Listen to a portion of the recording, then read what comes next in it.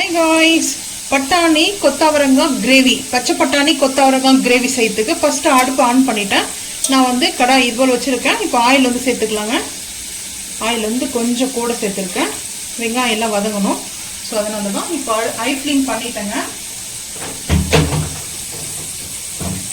High flame பண்ணிட்டு own கரம் மசாலாவில் எடுத்துருக்கேன். ஆட் பண்ணியாச்சு. ஆட் பண்ணிட்டு கொஞ்சம் பொரிஞ்சதுக்கு அப்புறம் ஆனியன் வந்து சேர்த்துக்கலாம். ஆயில் வந்து கொஞ்சம் கூட இருக்கிறதுனால நான் வந்து வெங்காயம் தக்காளிலாம் வதங்கிறதுக்காக சேர்த்துருக்கேன். நீங்கள் ஆயில் வந்து கம்மி பண்ணிக்கணும்னா கம்மி பண்ணிக்கலாம், அது உங்களோட விருப்பம் தான். இப்போ வந்து பார்த்தீங்கன்னா வெங்காயம் சேர்த்துக்கலாம். ஆனியனை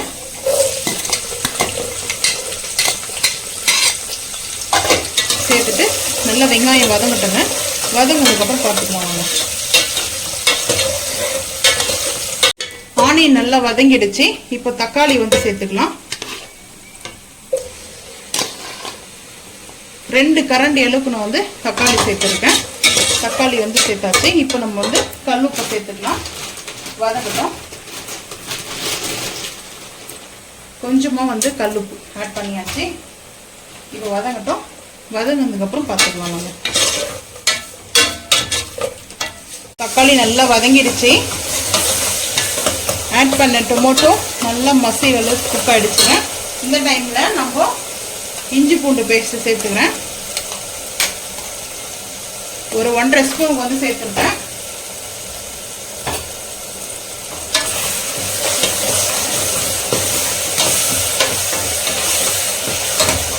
நல்லா சேர்த்து அடித்து மிக்ஸ் பண்ணிக்கலாம். நல்லா ஒரு நான்வெஜ் குழம்புல எப்படி நான்வெஜ் டேஸ்ட் இருக்குமோ அதே டேஸ்ட்டில் தாங்க இருக்கும். இப்போ வந்து கரம் மசாலா ஆட் பண்ணிக்கலாம். இஞ்சி பூண்டு பேஸ்ட்டு பச்சை வாசனை பொருளுக்கு வதங்கிடுச்சு. இப்போ நம்ம வந்து ரம்பா லீஃப் வந்து சேர்த்துட்டோம்.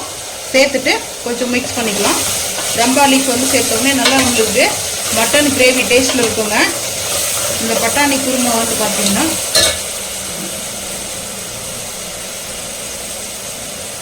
இப்போ மட்டன் கிரேவி மசாலா வந்து ஆட் பண்ண போகிறேன். 2 ஸ்பூனுக்கு மட்டன் கிரேவி மசாலா மீடியமான ஸ்பூனுங்க. அதுக்கப்புறம் காஷ்மீரி மிளகாய் பவுடர் வந்து 1 டீஸ்பூன் வந்து ஆட் பண்ண போகிறேன். ஆட் பண்ணியாச்சு. ஹை ஃப்ளேமில் தான் இருக்குது. ஃப்ளேமை வந்து லோ பண்ணிக்கலாம். லோ பண்ணியாச்சு. இப்போ மிக்ஸ் பண்ணிவிட்டு கொத்தவரங்காவை பொடிசாக கட் பண்ணி வாஷ் பண்ணி வச்சுருக்கேன். அதை சேர்த்துக்கலாம். கொத்தவரங்காவும் க்ரீனு, பச்சை பட்டாணி க்ரீன் தான். ஸோ நான் வந்து பொட்டேட்டோ வந்து முடிஞ்சிச்சு. இது போல் டேஸ்ட்டு செஞ்சு பாருங்கள். டேஸ்ட் சூப்பராக தாங்க இருக்கும்.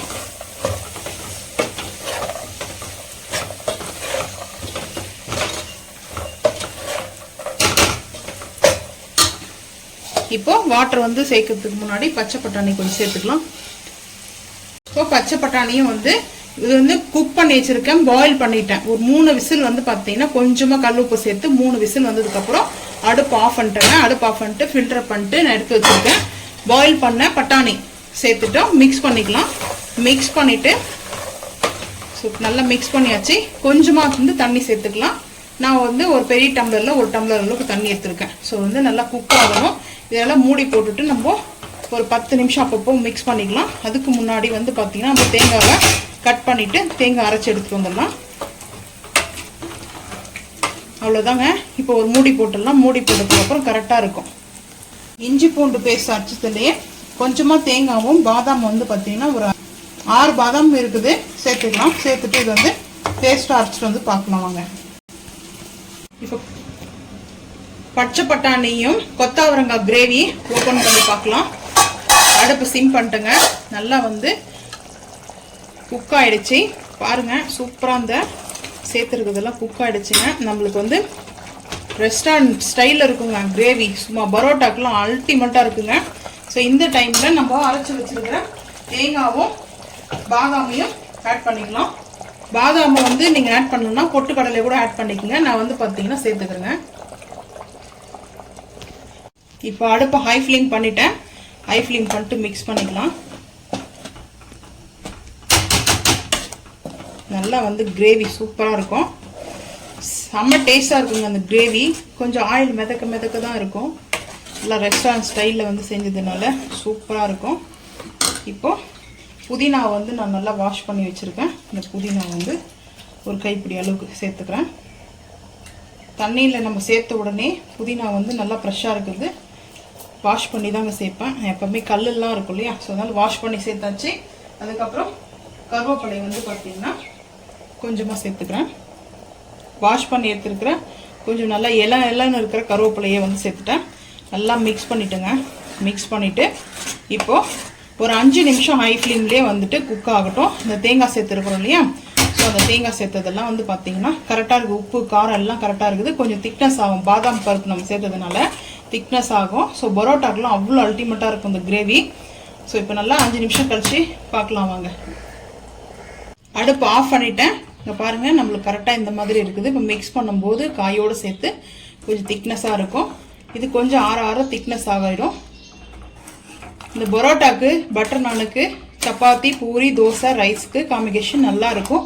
ஸோ நீங்களும் இதே போல் செஞ்சு சாப்பிட்டு மறக்காமல் வந்து கமெண்ட் பண்ணுங்கள். ஸோ இந்த வீடியோ பிடிச்சா லைக் பண்ணுங்கள், ஷேர் பண்ணுங்கள், சப்ஸ்கிரைப் பண்ணுங்கள், பெல் ஐக்கான் வந்து கிளிக் பண்ணுங்கள், மறக்காம சேனல் வந்து ஃபாலோ பண்ணுங்கள். அப்போ தான் நம்ம போகிற வீடியோ உங்களுக்கு நோட்டிஃபிகேஷனாக வரும். தேங்க்யூ.